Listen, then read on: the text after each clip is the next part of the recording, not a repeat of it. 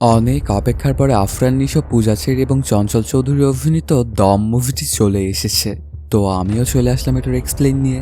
সিনেমার গল্পটি যদি তোমাদের ভালো লাগে আর দমের জোয়ারে যদি তোমরা গা ভাসাতে চাও, তবে তোমাদেরকে অবশ্যই প্রেক্ষাগৃহে যেতেই হবে।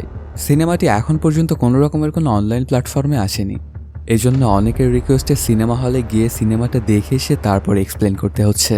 তো আমি ট্রেলার দিয়ে এক্সপ্লেনটি করছি, এজন্য সবসময় সিনের সাথে কথার মিল নাও থাকতে পারে। ব্যাপারটা তোমরা ক্ষমা সুন্দর দৃষ্টিতে দেখবে। তোমাদের জন্য এত কষ্ট করে নতুন নতুন সিনেমার গল্প নিয়ে আসি, তাহলে তো একটা লাইক আমি আশা করতেই পারি। কোনো স্পয়লার না দিয়ে আর চ্যানেলটা সাবস্ক্রাইব করে চলো তাহলে গল্পের গভীরে ঢুকে পড়া যাক।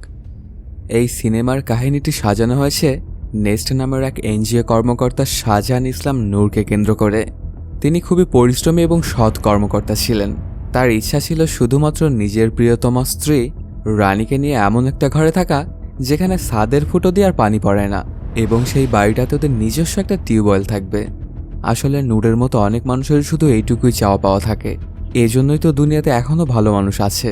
না হলে সবাই যদি গাড়ি বাড়ির আশা করতো, তাহলে তো দুনিয়াতে ভালো মানুষ পাওয়াই যেত না। সবাই সুদ ঘুষ এগুলোর পেছনেই দৌড়াদৌড়ি করত। নূরের এত সততা দেখে তার এনজিও কোম্পানি ওকে পোস্টিং করে আফগানিস্তানের কাবুলে। আফগানিস্তানের কাবুলে যদি সে যায়, তাহলে বেতন আগের থেকে অনেকটাই বেশি পাবে। এর জন্য রাজি হয়ে যায় নূর। কিন্তু ওর পরিবারের কেউই ওকে যেতে দিতে চাইছিল না, কারণ ওই সময়টা আফগানিস্তানে যুদ্ধ চলছিল। তারপর নূর ওদেরকে অনেক করে বোঝায় যে দেখো, আফগানিস্তান তো মুসলমান কান্ট্রি, আর আমিও তো একজন মুসলমান। এর জন্য তালেবানরা আমাকে কিছুই করবে না। তোমরা ব্যাপারটা একটু বোঝার চেষ্টা করো। এই কথাগুলো শুনে নূরের বাড়ির লোক রাজি হয়ে যায় ওকে আফগানিস্তান পাঠানোর জন্য। এরপর অনেক জল্পনা কল্পনার শেষ হয়ে নূর চলে আসে আফগানিস্তানের কাবুলে। তখন সেখানে গিয়েই নূর আবিষ্কার করে তাদের এনজিওটা যতগুলো লোন দিয়েছে তার মধ্যে বেশিরভাগই ডিফল্টার হচ্ছে। মানে যারা লোন নিচ্ছে তারাই টাকাগুলো আর ফেরত দিচ্ছে না। এখানে এসেই এরকম একটা ধাক্কা খেয়ে গেল নূর। তারপর নূর যে ব্রাঞ্চটাতে জব করতো সেই ব্রাঞ্চে সুজিত নামের একটা লোক ছিল। তাকে দেখে প্রথম থেকেই নূরের একদমই ভালো লাগতো না। এমনকি ওকে দেখে মনে হতো যে এই লোকটা একটু চিটার প্রকৃতির লোক। এর পেছনে অবশ্য একটা কারণও আছে। সুজিত যে সমস্ত গ্রামের লোনের টাকাগুলো দিত, তাদের মধ্যে বেশিরভাগ লোকজনের লোনের টাকাগুলো আর ফেরত দিত না। এখানে তো কোনো না কোনো রহস্য রয়েছে। নূর তখন এই রহস্যগুলো ভেদ করার জন্য ওই সকল গ্রামগুলোতে যেতে থাকে। ওই গ্রামগুলোতে গিয়ে নূর যা দেখে, এটা দেখার জন্য সে একদমই প্রস্তুত ছিল না। দেখতে পায় বেশিরভাগ ক্ষুদ্র ঋণই দেওয়া হয়েছিল ওই তালিবানিদের বউদের নামে। আর যখন নূর গিয়ে যাদের নামে লোন দেওয়া আছে তাদের নাম উচ্চারণ করত, তখন ওকে গ্রামের লোকজনেরা দৌড়ানি দিত। কারণ আফগানিস্তানের মানুষ কোনোভাবেই এটা পছন্দ করে না যে অন্য কোনো মানুষ তাদের স্ত্রীদের নাম নেয়, তা আবার জনসম্মুখে জোরে জোরে। এর জন্য যতবারই নূরেরা গেছে টাকাগুলো তোলার জন্য এবং তাদের নাম নিয়েছে, ততবারই তাদেরকে দৌড়ানি দিয়েছে ওই গ্রামের লোকেরা। এই ব্যাপারগুলো ঘটে যাওয়াতে নূরের আর বুঝতে বাকি থাকে না যে এখানে তার কাজ করতে অনেক বেশি ঝামেলায় পড়তে হবে। কিন্তু আর উপায় তো নেই, এখন সে চলে এসেছে এখানে। এখন সে পারুক আর না পারুক, তাকে এখানেই কাজ করতে হবে। তবে সে এটা বুঝতে পারেনি যে কাজের চ্যালেঞ্জের সাথে সাথে আফগানিস্তানে যাবার মাত্র 1.5 মাসের মাথায় তাকে তালেবানিদের হাতে অপহৃত হতে হবে। এখানে আসার পর থেকে নূর প্রায় মোটামুটি ভালোভাবেই কাজকাম করছিল। ঘটনাটা ঘটে 2007 সালে। ওই সময়টা আবার আমেরিকার সাথে আফগানিস্তানের তুমুল যুদ্ধ হচ্ছিল। আমেরিকান সরকার তখন আফগানিস্তানের নেতা বাহারউদ্দিনকে গ্রেপ্তার করে ফেলেছিল। এটাতে অনেক রেগে যায় তালেবানরা। আর 7 দিনের মধ্যে বাহারউদ্দিনকে বের করার জন্য তালেবান যোদ্ধারা কাবুল শহরে হামলা চালায় এবং অপহরণ করে একজন মহিলা বিদেশি সাংবাদিক এবং নূরকে। ওদের দুজনকে যখন আনতেছিল তখন রাস্তাতেই মারা যায় সেই মহিলা সাংবাদিকটা। আসলে ছেলে মানুষ যত মারধর সহ্য করতে পারে, মহিলা মানুষ কিন্তু সেটা পারে না। এর জন্যই হয়তোবা সেই মহিলা সাংবাদিকটা মারা গেছে। তখন একটা গাড়িতে করে নূরকেই নিয়ে চলে আসে ওদের আস্তানাতে। ওদের এই ক্যাম্পটা ছিল মরুভূমির একদম মাঝখানে। নূরকে যে দলটা ধরেছিল তাদের কমান্ডার ছিল ইজাজ খান নামের এক পাকিস্তানি বংশোদ্ভূত তালিবান। ইজাজ খানের বাবা 1971-এর বাংলাদেশের মুক্তিযুদ্ধের সময় পাকিস্তানি সৈন্য হিসেবে বাংলাদেশে গিয়েছিল, কিন্তু সেখানে গিয়ে সে কিছুদিন যুদ্ধ করার পরেই বাংলাদেশি মুক্তিযোদ্ধাদের হাতে মারা যায়। এর জন্য ইজাজ খানের মধ্যে নূরকে অত্যাচার করার একটা বিশেষ প্রবণতা ছিল, কারণ নূর তো ছিল বাংলাদেশি আর এজাজ খানের বাবাও বাংলাদেশে গিয়েই মারা গিয়েছিল বাংলাদেশিদের হাতে। এর জন্য নূরকে একটু বেশি অত্যাচার করত এজাজ খান। নূর যতবারই বলতো যে সে বাংলাদেশি মুসলমান, কিন্তু এজাজ খান এটা বলতো যে না, সে হয়তো বা কাফের। নূরের জন্য বিভিন্ন সূরা কালাম বলে নিজেকে মুসলমান হিসেবে দাবি করত, কিন্তু সেই এজাজ নূরকে অপমান করার জন্য তার প্যান্ট খুলে এমনকি মারধরের পাশাপাশি শীতের রাতে তাকে নগ্ন করে গুহায় ফেলে রাখত। নূরকে যত রকম করে অপমান অপদস্থ করা যায় সেগুলো করতে বাদ দিত না এজাজ খান। তবে এজাজ খান এটা খুব ভালো করেই জানতো যে নূর আসলে একজন বাংলাদেশি মুসলমান, কিন্তু তারপরে ওর বাবা যে বাংলাদেশে এসে মারা গিয়েছিল এর জন্য ওই রাগ থেকেই নূরের ওপরে সে পৈশাচিক নির্যাতন চালাতো। আর সে যেহেতু ওই জায়গাকার কমান্ডার ছিল এই জন্য কেউ কিছু বলতেও পারত না। এজাজ নিজের ইচ্ছা মতো তার কর্মকাণ্ড চালাতে পারত। তবে তালিবানদের মধ্যে রশিদ হামিদ নামের এক যুবক ছিল। সে ছিল মোটামুটি ভালোই উচ্চশিক্ষিত। এই লোকটি একমাত্র ছিল যে কিনা সবসময় নূরের সঙ্গে ভালো ব্যবহার করত। সে নূরকে বলতে থাকে, তুমি যে এনজিওর জন্য কাজ করো সেটার বড় মাপের একটা ফান্ডিং আসতো আমেরিকা থেকে। এর বাহিরেও তোমরা করো সুদের ব্যবসা, এটা তো ইসলামে একদম হারাম। আর ঠিক এই কারণেই তোমাকে ধরে আনা হয়েছে আমাদের লিডার বাহারউদ্দিনকে মুক্তি পাওয়ার জন্য। এই কথাগুলো শুনে হতবাক হয়ে যায় নূর। এরপর কেটে যায় কয়েকদিন। পরদিন সকালবেলাতে তালিবান যোদ্ধারা নূরকে নিয়ে একটা ভিডিও বানায়, তারপর সেটা আপলোড করে দেয় সোশ্যাল মিডিয়াতে। আসলে ওরা এটা চাইছিল যে আমেরিকানরা যাতে এই ভিডিওটা দেখে এবং তাদের নেতা বাহারউদ্দিনকে ছেড়ে দেয়। কিন্তু এই ভিডিওটা আপলোড করার পরপরই সেটা তুমুল আকারে ভাইরাল হয়ে যায়, যেটা বাংলাদেশে থাকা নূরের পরিবারের লোকজনও দেখে এবং কান্নায় ভেঙে পড়ে। ওদের পুরো গ্রামেই তখন দুঃখের মহলে ছেয়ে যায়। সবচাইতে বেশি দুঃখ হয় নূরের বউ রানী। সে প্রথমে তো নূরকে আফগানিস্তানে যেতে বারণই করেছিল, কিন্তু কেন যে শেষ মুহূর্তে যেতে দিল এটা ভেবে নিজেকে কষতে থাকে সে। এখানে আরেকটা পয়েন্ট আছে, আমেরিকানরা একজন বাংলাদেশির জন্য কোনোভাবেই তালিবানদের মধ্যকার মোস্ট ওয়ান্টেড একজন নেতাকে ছেড়ে দেবে না, এটা তো সবাই জানতো। আর আমেরিকান সৈন্যরা প্রচুর পরিমাণে অত্যাচার করত সেই তালেবান নেতার ওপর। মানুষকে কষ্ট দেওয়ার এমন কোনো পন্থা নাই যে বাহারউদ্দিনের ওপর অ্যাপ্লাই করতো না ওরা। এইরকম অত্যাচার করতে করতে এক পর্যায়ে মারা যায় বাহারউদ্দিন। এই খবরটা আবার তালেবান পর্যন্ত যেতে খুব একটা সময় লাগে না। এতে অনেক রাগান্বিত হয়ে যায় তালেবান নেতারা এবং তারা সিদ্ধান্ত নিয়ে নেয় যে নূরকেও তারা হত্যা করে ফেলবে। এই কথাটা আবার রশিদ হামিদের থ্রুতে নূরও জানতে পারে, আর সে প্ল্যান করতে থাকে যে এখান থেকে কিভাবে জীবন বাঁচিয়ে পালানো যায়। পরদিন সকালবেলাতেই নূরকে খাবার দেওয়ার জন্য সচরাচরের মতো একজন আসে। তখন নূর বুদ্ধি করে সেখান থেকে ওকে চাকমা দিয়ে পালিয়ে যায়। তবে নূরকে এতটা মারধর করা হয়েছিল যে ওর পা একদম মচকে গিয়েছিল। এই মচকানো পা নিয়ে নূরের যেতে খুব কষ্টই হচ্ছিল, আর যেদিকে চোখ যায় সেদিকেই তো ধুধু মরুভূমি, কোনো দিকেই সে কিছুই দেখতে পাচ্ছিল না। এভাবে সে অনেকক্ষণ হাঁটাহাঁটি করতে থাকে কিন্তু কোনো কিছুই পায় না।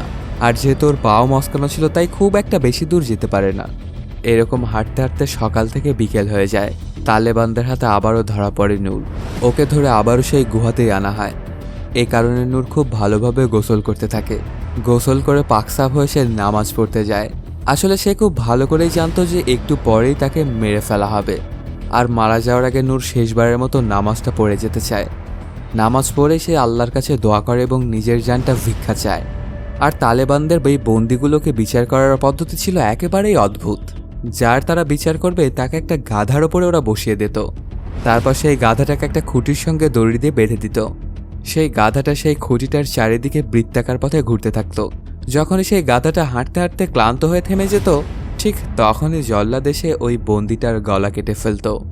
নূরকে সেই জায়গাতে নিয়ে গিয়ে ওর সামনেই একটা বন্দির এইভাবেই শিরচ্ছেদ করা হয়। এই ব্যাপারটা দেখে তো ভয়ে কেঁপে ওঠে নূর। ও বুঝতে পারছিল যে খুব তাড়াতাড়ি ওকেও এভাবেই মরতে হবে। ওর নিজের চোখের সামনে যেন নিজের মৃত্যুটা দেখল। কিছুক্ষণ পরে এবার নূরকে আবার গাধার পিঠে ওঠানো হয়। তখন অনেক ভয় পেয়ে চিৎকার করতে থাকে নূর, সাথে সে দোয়া ইউনুসটাও পড়তে থাকে। এই জায়গাটাতে আসলে মানুষগুলো মেতেছিল একে অন্যকে হত্যা করার উদ্দেশ্যে, কিন্তু নূর এত করুণ সুরে এই দোয়াটা পড়ছিল যেন আল্লাহ নিজেই এই অবলা প্রাণীটাকে দিয়ে তার জীবনটা রক্ষা করার ফয়সালা করে। সেই গাধাটি নূরকে অনবরত বৃত্তাকার পথে ঘোরাতে থাকে। কোনোভাবেই সে থামার নামগন্ধ নিচ্ছিল না। এভাবে যখন ব্যাপার স্যাপার চলছিল তখন আফগান নেতারা এটা বুঝে যায় যে নূর হয়তো বা আসলে একজন নেক বান্দা। এই জন্য সবাই মিলে আল্লাহ আকবার বলে নূরকে গিয়ে জড়িয়ে ধরে আর এটা ফয়সালা করে যে ওকে আর মারা হবে না। আসলে আল্লাহ তাআলা কখন কাকে কার উসিলাতে বাঁচিয়ে দেয় এটা তো বলা যায় না। নূরকে হয়তো বা এই গাধাটার মাধ্যমেই বাঁচিয়ে দিল। এই ব্যাপারটাতে হাঁপ ছেড়ে বসে নূর। সে একটা স্বস্তির নিঃশ্বাস ফেলে। ওর জীবনটা যেন চলেই গিয়েছিল, কিন্তু কোনোভাবে আল্লাহ তাআলা তাকে বাঁচিয়ে দিল। এতে আল্লাহর কাছে সে শুকরিয়াও আদায় করতে থাকে। এর পরপরই বড় বড় তালেবান নেতারা একটা সিদ্ধান্তে উপনীত হয় যে এখনই নূরকে ছেড়ে দেওয়া যাবে না। ওরা নেস্ট এনজিওর কাছে 1 কোটি আফগান মুদ্রা মুক্তিপণ হিসেবে দাবি করে নূরকে ছেড়ে দেওয়ার জন্য। এই 1 কোটি আফগান মুদ্রা ওদেরকে দিতে হবে 10 দিনের মধ্যে, না হলে নূরকে তারা মেরে ফেলবে। তবে যেহেতু ওরা বুঝতে পেরেছে যে নূর আসলে একজন নেক বান্দা, এর জন্য ওদের শহরের মধ্যে যাওয়ার পারমিশন দেয় নূরকে। এরকমভাবে কিছুদিন পার হয়ে যায়, চলে আসে কোরবানির ঈদ। এখানে যেহেতু উৎসব হচ্ছিল সেজন্য নূরকে সেমাই এবং হালিয়া খেতে দেওয়া হয়। দেখা যায় এখানে যখন নূর ঘোরাঘুরি করতো প্রায় সব সময়, তখন কিছু বাচ্চা ওর কাছে আসতো। এরকম বাচ্চাদের সঙ্গে কথাবার্তা বলতে বলতে নূরের খুব ভালো সম্পর্ক হয়ে যায় সেই বাচ্চাগুলোর সাথে। সেই বাচ্চাগুলোর সাথে নূর খেলাধুলা করতো এবং এটা ওটা খাওয়া দাওয়া করতো। ঈদের দিন সকালবেলাতেই সেই শহরে বড় মাপের একজন তালেবান নেতা চলে আসে। আসলে সে এখানে এসেছিল শহরের হাবভাব বোঝার জন্য, কিন্তু এই খবরটা আবার পেয়ে যায় আমেরিকান সৈন্যরা, আর সেই শহরের ওপরে ধামাকা করে তারা। খুব বাজে অবস্থা হয়ে যায় শহরে। আর এই ব্যাপারটাতে ওই নেতার গাড়িতে করে পালিয়ে যাবার সুবর্ণ একটা সুযোগ পায় নূর। সেখান থেকে গাড়িটা নিয়ে নূর যখন পালিয়ে যাচ্ছিল, ঠিক তখনই সে খেয়াল করে দেখতে পায় যে বাচ্চাগুলো তাকে খাবার দিয়েছিল তাদের মধ্যে আফিয়া নামের একটা মেয়ে এই ধামাকাতে ভয়ঙ্করভাবে আহত হয়েছে। এজন্য নূর আর পালিয়ে যায় না, আফিয়াকে বাঁচানোর জন্য চলে আসে। আফিয়াকে বাঁচানোর অনেক রকম চেষ্টা করে নূর, কিন্তু এই ধামাকাতে অনেক বেশি ইনজোর্ড হয়ে গিয়েছিল আফিয়া। এর জন্য ওকে বাঁচাতে কোনোভাবেই সক্ষম হয় না নূর। আসলে আল্লাহ তাআলা যাকে চান তাকে বাঁচিয়ে রাখেন, আর যাকে চান তাকে নিয়ে যান। যে যতই ইচ্ছা পোষণ করুক না কেন, আল্লাহ তাআলা তো কারো কথা শোনেন না। তার যেটা যার জন্য ভালো মনে হয় তার জন্য তিনি সেটাই করেন।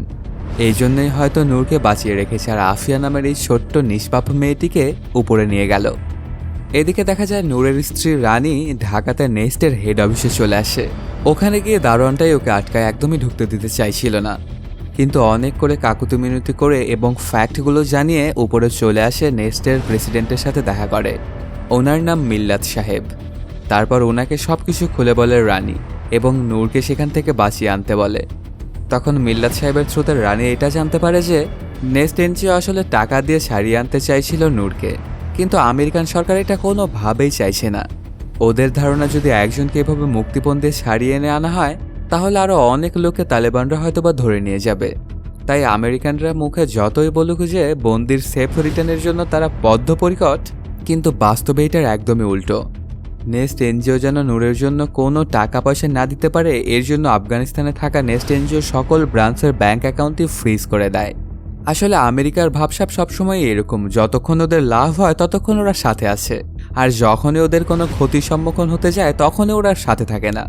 আর ঠিক এ কারণেই নূরকে মুক্ত করা পসিবল হচ্ছে না।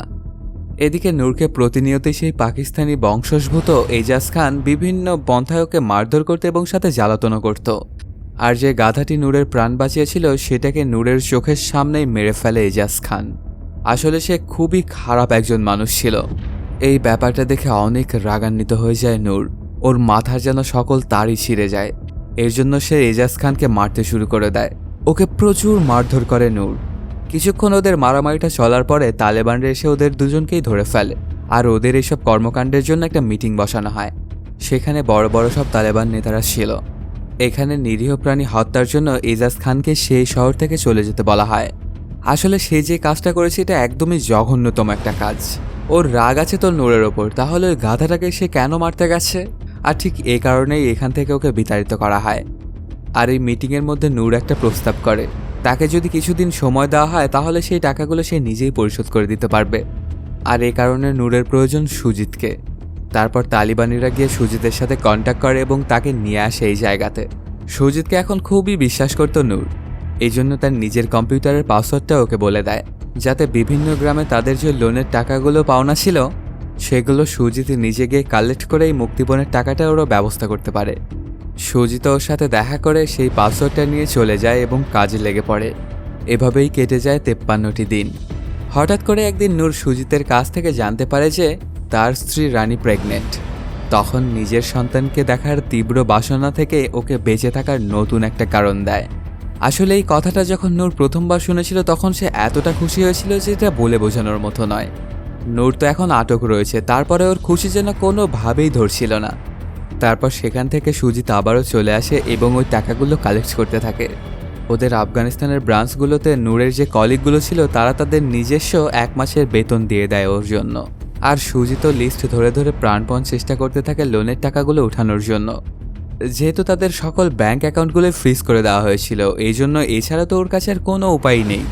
কিন্তু এখানে সুজিত ভালো করে খোঁজ নিয়ে দেখতে পায় যে ওদের লিস্টে থাকা 3টে গ্রামে এত পরিমাণ যুদ্ধ হয়েছে যে সেটা এখন পুরোপুরি বদ্ধভূমিতে পরিণত হয়েছে। সেখানকার কোনো মানুষজনই তো বেঁচে নেই, তাহলে টাকা কারা দেবে? এর জন্য ওই 3টা গ্রাম থেকে একটা কানাপায়ও তুলতে পারে না সুজিত। আর ওদের যে প্ল্যানটা ছিল সেই প্ল্যান মোতাবেক টাকাটা ওঠে না। এজন্য সুজিত আর অন্য কোনো উপায় না পেয়ে মুক্তিপণে চাওয়া অর্ধেকের টাকাটা নিয়ে চলে আসে তালেবানদের কাছে। তখন সেখানে দায়িত্বে থাকা ওই তালেবান নেতা অর্ধেক টাকা তো নেয়, কিন্তু নূরকে সে ছেড়ে দেয় না। সেই সাথে সুজিতকে প্রচুর পরিমাণে অপমান অপদস্থ করে এবং মারধর করে। তারপর ওকে এক পর্যায়ে সেখান থেকে তাড়িয়ে দেয়। এখান থেকে সুজিত যখন চলে যাচ্ছিল তখন একজনের সাথে ওর পরিচয় হয়, যে কিনা এই পুরো ঘোলাটে পরিস্থিতিটাই পাল্টে দেয়। আসলে নূরকে ছাড়ানোর জন্য মিল্লাত সাহেবের কাছে গিয়েছিল রানী, কিন্তু ওনার কাছ থেকে কোনো রকমের কোনো সাহায্যই পায়নি। এজন্য রানী চলে গিয়েছিল পররাষ্ট্রমন্ত্রীর কার্যালয়ের সামনে এবং সেখানে গিয়ে একটানা 15 দিন সে ধর্নায় বসেছিল। একজন গ্রামের মেয়ে হিসেবে ঢাকায় এসে পররাষ্ট্রমন্ত্রীর সাথে কথা বলা কিন্তু চারটেখানেক কথা নয়, কিন্তু নিজের স্বামীকে বাঁচানোর তাগিদে এই অসম্ভব কাজটি সম্ভব করেছিল রানী। তারপর সেখানে ধর্নাতে সে 15 দিন থাকার পর একটা সাংবাদিকের থেকে সাহায্য পায় রানী। তারপর ওনার থ্রুতে পররাষ্ট্রমন্ত্রীর সঙ্গে দেখা করার সুযোগ হয়। তখন পররাষ্ট্রমন্ত্রীর কাছে গিয়ে রানী সবকিছুই খুলে বলে যে নূরের সাথে কি কি ঘটেছে এবং নেক্সট ইঞ্চিও তাদের সাথে কি কি করেছে। এরপর পররাষ্ট্রমন্ত্রী রানীকে আশ্বস্ত করে যে আমি ব্যাপারটা দেখছি, তুমি একদমই চিন্তা করো না। তারপর পররাষ্ট্রমন্ত্রী কল দেয় তার এক বন্ধুকে, যে আসলে সিআইএতে কাজ করত। সিআইএ তাদের একজন লোককে ইনফিলট্রেট করিয়েছিল তালেবানদের মধ্যে, যাকে আসলে আমরা সহজ ভাষায় স্পাই বলি।